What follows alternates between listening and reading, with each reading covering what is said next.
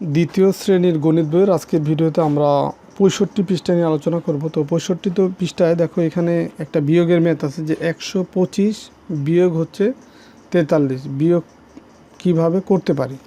তো এটা একটু বোঝার চেষ্টা করো, তো একটু বিস্তারিত বোঝাচ্ছি। এটা ভালোভাবে বুঝলে বিয়োগের ম্যাথগুলো তোমার জন্য অনেক সহজ হয়ে যাবে।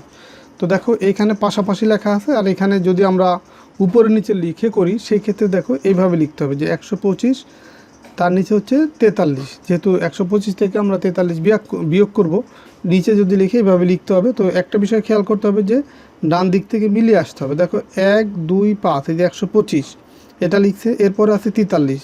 তো ১২৫-এর ৩টা অঙ্ক আছে, ১ ২ ৫ 3টা অঙ্ক, আর এখানে আছে ৪৩-এর 2টা অঙ্ক। তো এই 2টা অঙ্ক সবসময়ই যদি অঙ্ক কম বেশি হয় অঙ্কের সংখ্যা, সেক্ষেত্রে ডান দিক থেকে মিলিয়ে লিখার পরে এই বাম পাশে ফাঁকা থাকলে থাকতে পারে যদি কম হয়। যেমন এখানে দেখো 2টা আছে, তো একটা কম আছে, সেটা বাম পাশে ফাঁকা।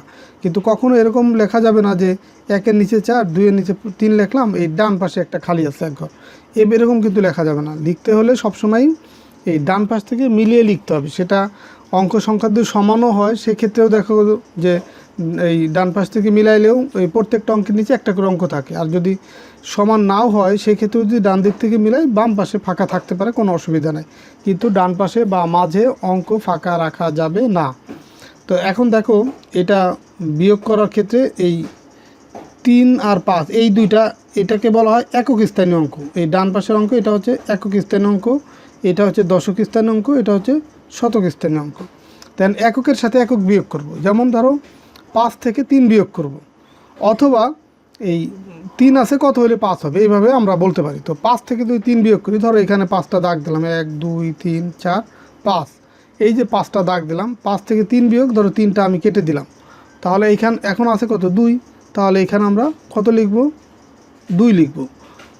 এরপরে দেখো এই নিচের অঙ্কটা হচ্ছে বড় আর উপরের অঙ্কটা ছোট। তো যখন এই উপরের অঙ্কটা ছোট হবে নিচেরটার তুলনায়, তখন তার আগে মনে মনে 1 ধরতে হয়। তো এটা যে এই যে বাম পাশে যে 1 আছে, এটা বাদেই আমি মনে মনে 2-এর আগে 1 ধরব। তো 2-এর আগে যদি আমরা ধরো এটা আছে 2, তার আগে মনে মনে 1 ধরব, হয়ে যায় কত 12।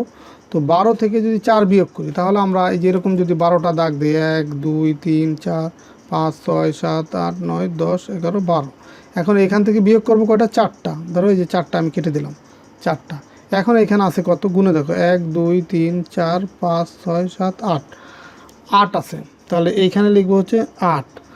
এখন এই দেখো এই যে 12 থেকে আমরা যখন 4 বিয়োগ করলাম, তো এই 12 হচ্ছে 2 অঙ্কের সংখ্যা। যখনই 2 অঙ্কের সংখ্যা থাকবে তখন হচ্ছে এই বাম পাশের অঙ্কটা হাতে থাকবে। বাম পাশে আছে কত 1, তাহলে এই 1 হচ্ছে হাতে থাকবে, সেই হাতের 1 চলে আসবে এইখানে চলে আসবে, মানে নিচের সংখ্যার এইখানে চলে আসবে। তো এইখানে 1 যদি থাকে আর হাতের 1 যদি এখানে আসে, আর এখানে তো 1 আসেই, তো 1 আর 1 মিলে গেলে কত হয় 0। তো 0 কোনো সংখ্যার প্রথমে দেওয়ার প্রয়োজন নেই, এই কারণে এখানে 0টা লেখে নেই। তাহলে বিয়োগ করলে এখানে কত পেলাম 82। তো তুমি তাহলে এইভাবে উপরের সংখ্যা থেকে বিয়োগ করেও করতে পারো।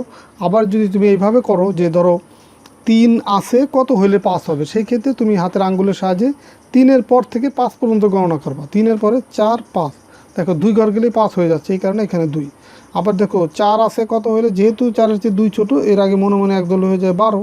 তো 4 আছে কত হলে 12 হবে, 4-এর পর থেকে আমরা 12 পর্যন্ত গণনা করবো। 4-এর পরে দেখো 5 6 7 8 9 10 11 12, দেখো 8 ঘর যাচ্ছে, যে এখানে 4 ঘর এখানে 4 ঘর 8 ঘর। তাহলে এখানে কত হবে, যে 8 লিখছে, হাতে আছে আমার 1, সেই 1 এখানে চলে আসবে, 1 আর 1 মিলে গেলে 0, দেওয়ার প্রয়োজন নেই। তাহলে দেখো আমরা এই উপর থেকে নিচের সংখ্যাগুলো বিয়োগ করলেও যা আসবে, বা নিচের সংখ্যাগুলো থেকে যদি এটা আসে কত হইলে এটা হবে। ধরো তোমার এখানে যেমন বললাম 3 আছে কত হইলে 5 হবে। ধরো এমন যদি হয় তোমার কাছে 3 টাকা আছে, তো এখন তোমার কাছে আর কয় টাকা হলে 5 টাকা হবে, তাহলে কত পাবা, এই যে 2, সেই 2 এখানে লিখলাম।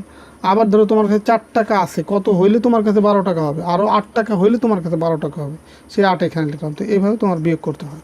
তো এটাই তোমার এখানে এই চিত্রের মাধ্যমে, এখানে ব্লকের মাধ্যমে দেখাইছে। যেমন 125-এর এখানে 100টা ব্লক, এখানে শতকের ঘরে, এখানে দশকের ঘরে তো 2টা 10, তো 10 10 কত হয় 20, তাহলে 100 আর এই যে 20 আর এখানে 5 কত হয় 125। এখান থেকে বিয়োগ করতে কত 43, যে এখানেও এই ব্লকের মাধ্যমে 43টাকে বিয়োগ করছে। তো এটা তোমাদের এইখানে যেভাবে বুঝালাম এই কথাগুলোই এখানে হচ্ছে চিত্রের মাধ্যমে দেখাইছে। আর এখানেও কিছু লেখা আছে, তো তোমাদের কাছে যদি এই নিয়মটা জটিল মনে হয় বা এই লেখাটা জটিল মনে হয়, মানে এইখানে যে করছে, যে এখানে দেখো যে 82 পাইছে, আমিও কিন্তু এখানে 82 পাইছি, তবে এখানে যে লেখাটা আছে সেটা তোমাদের কাছে যদি একটু কঠিন মনে হয়, তাহলে এই লেখা এগুলা তুমি না বুঝলেও অসুবিধা নেই। এই যে যেভাবে বিয়োগ করলাম, যে উপরের সংখ্যা থেকে নিচের সংখ্যা বাদ দেওয়া, অথবা এই নিচেরটা আছে কত হলে উপরের সংখ্যাটা হবে, সেই দুইভাবে যে কোনো একটা প্রসেস ফলো করলে তুমি কিন্তু এই বিয়োগের অঙ্কগুলো খুব সহজেই করতে পারবা। তো এই ছিল তোমাদের হচ্ছে 65 পৃষ্ঠার আলোচনা।